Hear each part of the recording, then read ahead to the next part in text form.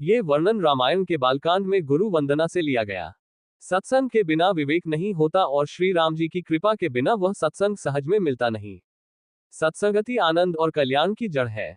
सत्संग की सिद्धि प्राप्ति की फल है और सब साधन तो फूल है।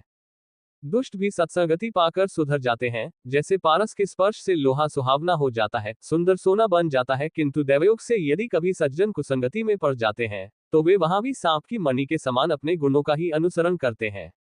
अर्थात जिस प्रकार सांप का संसर्ग पाकर भी मणि उसके विष को ग्रहण नहीं करती तथा अपने सहज गुण प्रकाश को नहीं छोड़ती, उसी प्रकार साधु पुरुष दुष्टों के संग में रहकर भी दूसरों को प्रकाश ही देते हैं, दुष्टों का उन पर कोई प्रभाव नहीं पड़ता।